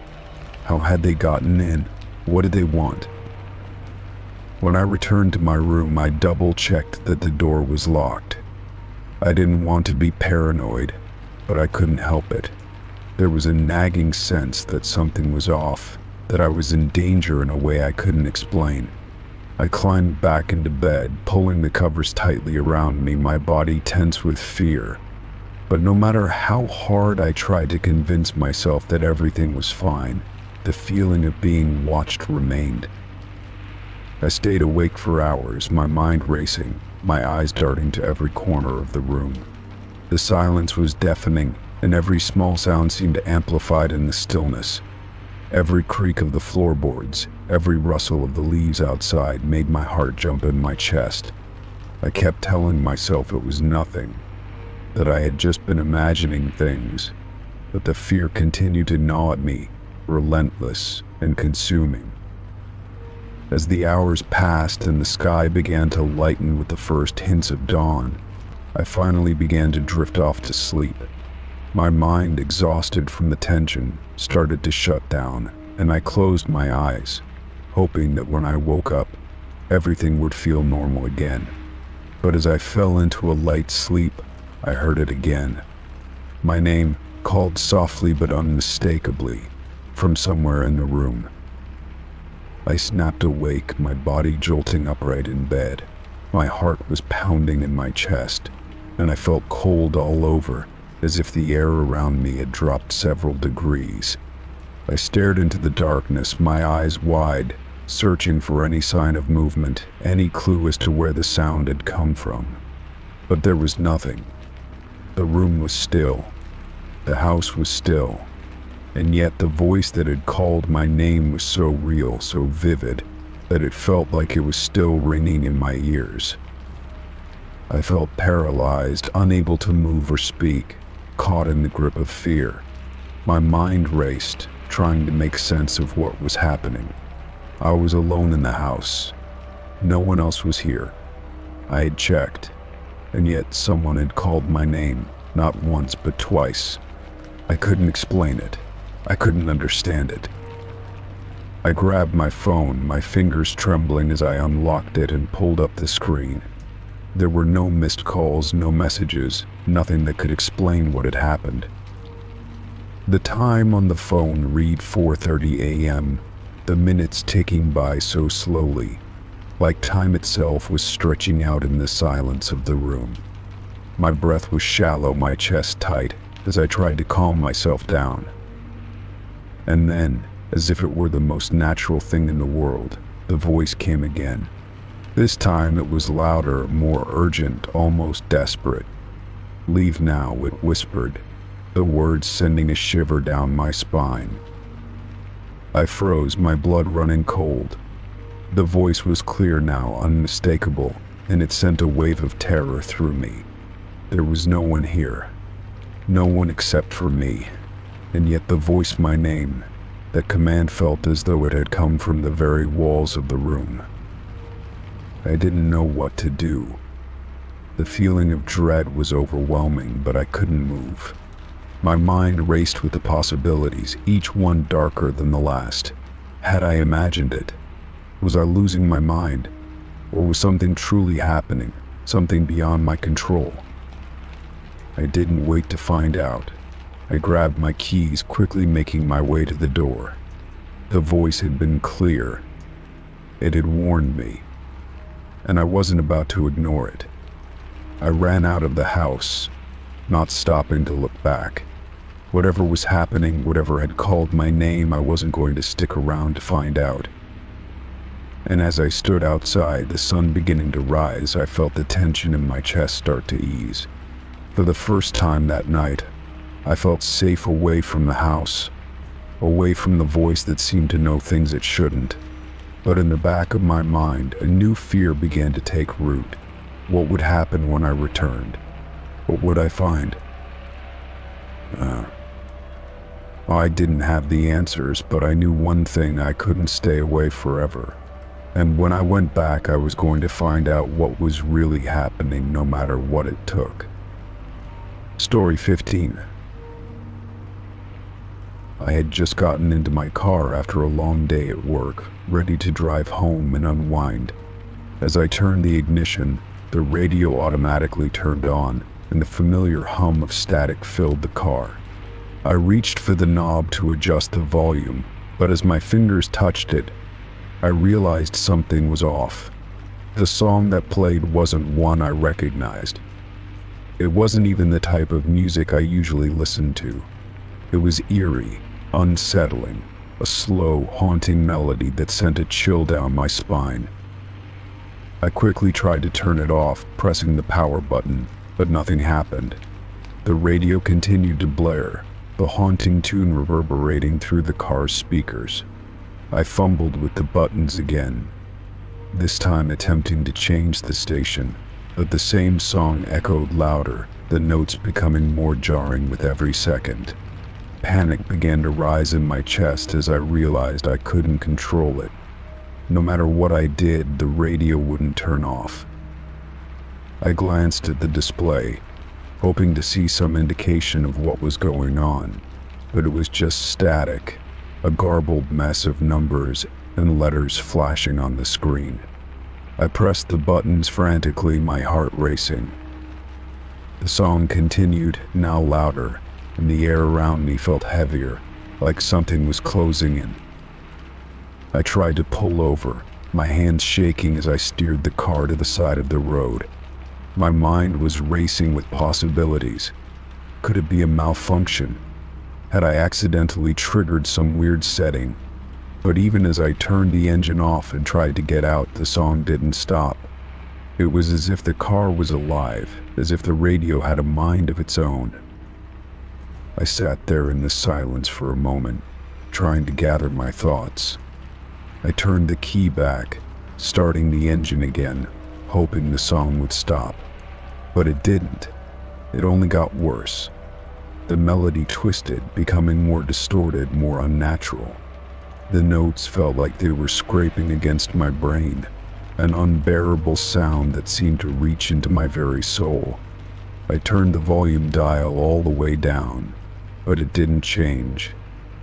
The song played on, louder now, the car's interior vibrating with the sound. I grabbed my phone, trying to call for help, but before I could dial, the radio crackled, and I heard a voice. It wasn't just the song anymore. It was a voice, faint at first, but growing clearer with every passing second. "You can't escape," the voice whispered, barely audible over the music. My blood ran cold. I froze, my hand still clutching the phone, unsure of what to do. Was I imagining this? Was I losing my mind? The voice spoke again, this time louder. "I'm here." I dropped the phone, my breath shallow, my hands trembling. I wanted to open the door and run, but I couldn't move. The voice, the song, everything felt like it was trapping me inside the car. I slammed my palm against the radio, desperate to stop the madness, but the music continued, and the voice, it grew louder, more insistent. "Leave, before it's too late," the voice warned. "I've been waiting for you." My heart pounded in my chest, a primal fear coursing through my veins. I didn't understand what was happening, but every instinct in my body screamed for me to get out of there, to run, to do anything but stay. I finally managed to summon enough courage to turn off the ignition again, but the song persisted, echoing in my mind even as the car remained still. The words were burned into my brain, an unshakable presence that refused to fade. I sat in the car, frozen, for what felt like hours, the eerie melody and haunting voice seeping into every corner of my consciousness. Eventually, the radio fell silent. No song, no voice. The car was still. The world outside seemed normal again, but my skin crawled. I could still hear the faint echoes of the song in the back of my mind, the voice lingering in the silence. Shaken, I drove home in a daze, constantly checking the rearview mirror, half expecting to see someone or something behind me. When I got home, I rushed inside, locking the door behind me. The fear gnawed at me, a constant presence, and I couldn't shake the feeling that something had followed me. The next morning I went outside to check my car, half expecting the radio to start on its own again. I hesitated before opening the door, unsure if I was ready to face whatever was happening. But when I started the car, everything was normal. The radio played the usual static, and the display showed nothing out of the ordinary. For a moment I thought it had all been a dream.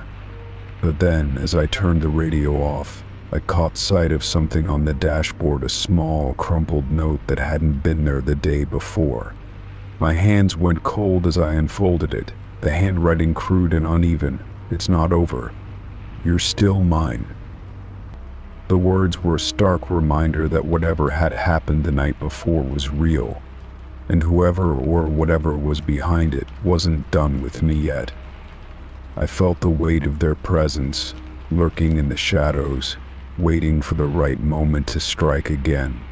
I wasn't sure how much longer I could keep running from it. Story 16. It started off as just a faint sound, almost unnoticeable. But after a few nights, the creaking grew louder, more distinct. At first, I thought it was just the house settling, as old houses tend to do. My stairs had always creaked, after all. The wood was worn, and the structure had seen years of wear. But this sound, it didn't feel like the usual groaning of the house. It was different. It was deliberate. I lay in bed, trying to ignore the sound, but it became harder to do so with each passing night. The creaks came at the same time late, when the house was quiet, when I was already lying awake in the dark. It sounded like footsteps, slow, measured, as if someone was walking up and down the stairs. At first, I convinced myself that it was just my imagination. Perhaps the house had some peculiar new noises I hadn't noticed before. But the more it happened, the more I couldn't ignore it. The footsteps sounded so real, so intentional. One night, I decided I had to get to the bottom of it. The creaking had been happening for days, and I couldn't stand the tension it created anymore. I pulled myself out of bed and quietly made my way down the hallway, hoping to catch whatever it was that was causing the noise. I held my breath, straining to hear. There it was again, the unmistakable creak of a step, followed by another, and then another. It was coming from the staircase, no doubt about it. My heart raced, my footsteps barely making a sound as I moved closer to the stairs. I stood at the foot of the stairs, waiting for the sound to continue. For a moment, everything was still. I could feel my pulse thudding in my ears as I listened intently. The silence stretched on, thick and unnerving. Just when I thought it might have been my mind playing tricks on me, I heard it again, this time louder, as if someone was walking right above me. The footsteps were unmistakable now, clear and deliberate. I felt my stomach tighten as the air around me grew colder, my breath visible in the dim light. I hesitated, unsure if I should continue. My mind raced with all the possible explanations: old pipes, the wind, a loose floorboard. But nothing seemed to fit. The sound was too consistent, too intentional. I could almost hear the rhythm of the steps, as though they were being paced carefully, as if whoever or whatever was walking on the stairs knew exactly how to make their presence known. With each creak, I felt a chill run down my spine. The hairs on the back of my neck stood on end. There was no logical explanation for it. The house was empty. I lived alone, and there was no one else who could be causing the noise. My mind raced, fighting to rationalize what was happening, but the fear gnawed at me. I felt a pressure building, like something was watching me from the dark corners of the hallway. I took a deep breath and finally decided to go upstairs to confront whatever was happening. As I moved up the stairs, I could hear the sounds growing louder, like footsteps trailing behind me. I froze. They were following me. Someone or something was following me up the stairs. My heart pounded, and the fear crawled up my throat, but I forced myself to keep moving. I couldn't let this control me. When I reached the top of the stairs, I turned, expecting to find nothing but an empty hallway. But that wasn't what I saw.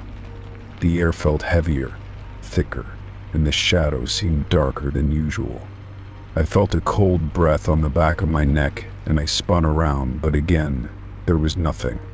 Just the faint echo of those haunting footsteps behind me.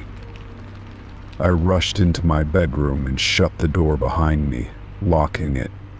My breath was shallow, my hands trembling as I stood there, trying to make sense of what I had just experienced. The footsteps had stopped, but the silence was deafening. I sat on the edge of my bed, staring at the door, waiting for anything to happen. The night dragged on and the creaks never came again, but the sense of unease lingered in the air, thick and oppressive. The next day, I tried to go about my routine as usual, but the experience weighed heavily on my mind. I told myself that it was just a figment of my imagination, a trick of the mind. But I knew better. That sounded deliberate. Measured footsteps had been real. And it wasn't the first time something strange had happened in the house. That night, I decided to investigate further. I set up my phone to record the sounds, hoping to capture whatever was happening. I stayed in my room, keeping a safe distance from the staircase, my eyes never leaving the door. The hours passed,